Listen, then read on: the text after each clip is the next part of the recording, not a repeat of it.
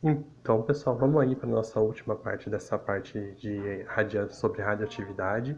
A gente está falando então sobre agora um processo, um cálculo que é matemático em cima do que a gente chamou de decaimento radioativo. A gente sabe que a massa de matéria, a massa de elemento químico que sofre decaimento, ela vai diminuindo com o tempo, né? Então, o processo de radiação ele é finito. Porém, como a gente pode ver pela tabela, os radioisótopos, que são aqueles elementos químicos de mesmo número atômico, que representam um elemento químico, como por exemplo o urânio, os seus radioisótopos, ou seja, os seus isótopos que emitem radiação, eles têm diferentes tempos de meia-vida. Mas o que são esses tempos de meia-vida? São justamente os tempos em que determinada quantidade, determinada massa daquele elemento químico, ele demora para cair à metade do que era inicialmente. Então, por exemplo, se eu tenho 100 gramas de urânio radioativo, ou seja, o radioisótopo de urânio 235, eu posso esperar que ele demore 7,1 vezes 10 oitava anos para se reduzir à metade aquela quantidade de átomos de urânio que apresentam a radioatividade, ou seja, que emitem partículas. Alguns outros elementos são muito mais rápidos para fazer esse decaimento, como por exemplo o polônio 211, que é o radioisótopo cujo número de massa é 211. A gente sabe que é calculado que esse elemento demore 0,52 segundos, ou seja, meio segundo, para diminuir a sua metade daquela massa inicial com elementos que podem ainda emitir radiação. Então, com isso, a gente pode observar, por exemplo, nesse gráfico, que a cada 12 segundos, como a gente está vendo aqui no gráfico, o elemento químico reduz a sua metade, a sua massa capaz de emitir radiação. Então, por exemplo, a porcentagem depois de 12 segundos do elemento que ainda consegue emitir radiação é de 50%, enquanto que depois de mais 12 segundos, ou seja, mais um tempo de meia-vida, essa massa cai para 25, que é justamente a metade de 50. E depois de mais 12 segundos, que representa mais uma meia-vida, a gente tem a queda para 12,5%, ou seja, metade de 25.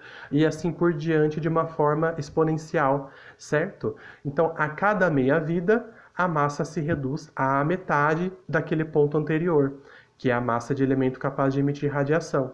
Vamos entender um pouco o que é na prática isso que se verifica? Então eu identifiquei aqui para vocês que o tempo de meia-vida que eu representei como x, aqui vai ser 1, porque são 12 segundos, é justamente o tempo que a bibliografia vai mostrar para a gente, ou o exercício vai trazer para vocês. 24 é mais um tempo de meia-vida, então x é igual a 2.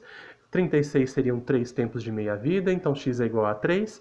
E a massa final do elemento correspondente a que pode emitir radiação sempre vai obedecer a essa regra matemática aqui, em que m0 é a massa inicial, ou seja, vamos pensar que é, por exemplo, 100 gramas ou 200 gramas, no início, no tempo zero, enquanto que você divide esse valor por 2 elevado a x, sendo x o número de meias-vidas, digamos assim, que passou desde o momento zero, ou pelo menos desde o momento que você considerou esse m0. Vamos entender na prática como que você calcula isso. Por exemplo, considerando uma massa inicial de m0 de 100 gramas do elemento com meia-vida descrita de acordo com esse gráfico, qual é a massa m restante do elemento, ou seja, restante de isótopos instáveis, que eu ainda vou ter depois de 1 minuto? Bom, então primeiro eu tenho que calcular quanto tempo de meia-vida eu decorri desde o momento em que eu iniciei a minha contagem.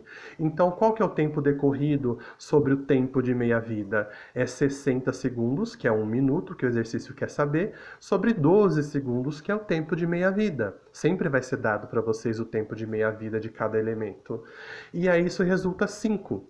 5 meias-vidas, ou seja, já se passaram 5 meias-vidas em relação ao início da contagem. Então eu só jogo na fórmula, onde m igual a m0 sobre 2 elevado a x, O M0 ele me deu, que eram 100 gramas iniciais, ou seja, eu tinha 100 gramas do elemento decaindo, sobre 2 elevado a x. Só que x é o número de meias-vidas, que eu já calculei quanto que coube nesse 1 minuto, que foi 5, que é 2 elevado a 5.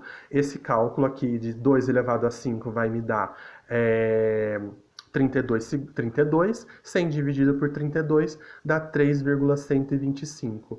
É a massa, ou seja, de 100 gramas eu passei para 3 gramas, digamos, aproximadamente, de elemento que ainda emite radiação, seja ela qual for.